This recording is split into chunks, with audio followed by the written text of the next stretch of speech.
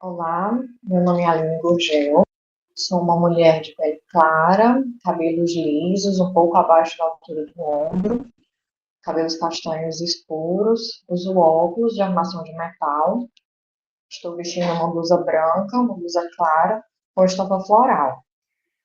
Sou assistente social, mestre em educação profissional e tecnológica, trabalho no Instituto Federal de Educação, Ciência e Tecnologia do Ceará e vou apresentar para vocês a minha pesquisa, o produto técnico da minha pesquisa de mestrado, que foi o Guia Maternidade e Vida Acadêmica, um guia para a permanência das estudantes mães. Esse guia ele foi construído no ano de 2023 através das sugestões fornecidas durante as entrevistas realizadas para a minha pesquisa. Foram entrevistadas 10 estudantes, 5 do curso de cursos técnicos subsequente e 5 de cursos de graduação. Dentre as perguntas da entrevista semi-estruturada, eu solicitei que elas me dessem sugestões de ações que a instituição poderia adotar para fortalecer a permanência estudantil, junto com outros materiais coletados, né, materiais que foram utilizados na própria pesquisa. Eu construí esse material educativo que eu vou apresentar aqui para vocês, que tem a apresentação do que é o material, a justificativa, por que adotar medidas para o fortalecimento da permanência das estudantes mães, e aí nós trazemos as ações propriamente ditas. Elas estão divididas em 5 eixos. O primeiro deles, intitulado Registro de Informações, que propõe a criação do campo parentalidade no formulário de matrículas, né, porque esse é uma das principais dificuldades que nós encontramos quando vamos pesquisar sobre estudantes mães. Nós não temos os dados, né? Não estão disponíveis informações sobre quem é esse público, onde elas estão. Então, colocou-se como necessário criar um campo mais abrangente nos formulários de matrícula, acrescentando a idade dos filhos, se possui deficiência ou algum tipo de doença crônica ou degenerativa, né? E isso que seja alimentado de forma regular, para que nós possamos conhecer as estudantes mães, saber onde estão, né, quais turnos que elas frequentam, para pensar estratégias, né, para facilitar esse percurso formativo. O eixo 2 fala sobre regulamentos e documentos internos, propõe a inclusão da licença maternidade no regulamento da organização didática, né, como uma modalidade de afastamento, se constituindo como uma alternativa ao trancamento ou ao regime de exercícios domiciliares, né, que seria a estudante continuar desenvolvendo atividades em casa.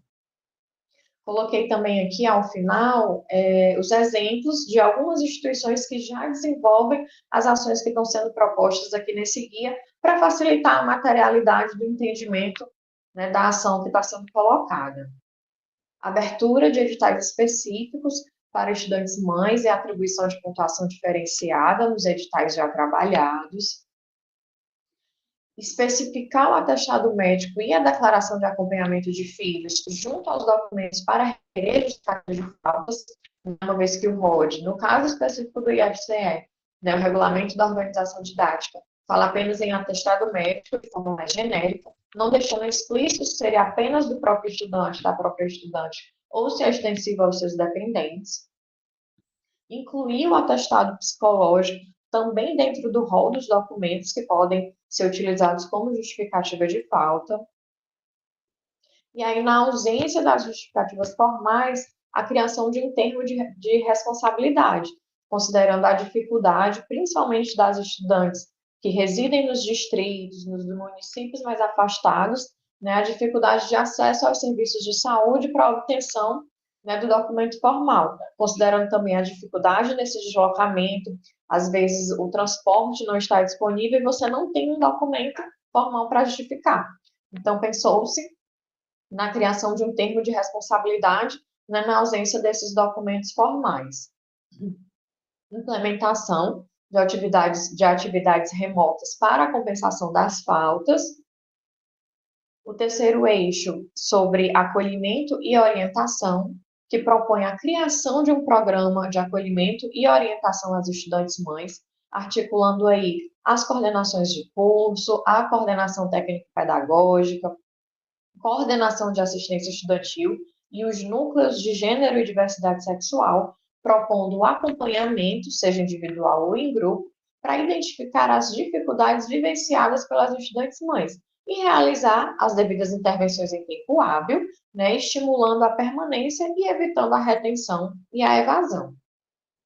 O quarto eixo versa sobre o apoio financeiro, propõe o fortalecimento do auxílio docentes, mães e pais, que é um auxílio que já existe no âmbito do IFCE, né, voltado para estudantes que têm filhos de até 12 anos de idade ou se tem deficiência independente da idade, seria a atribuição de status do status de auxílio prioritário, tendo prioridade também na análise das solicitações e no andamento de eventual lista de espera.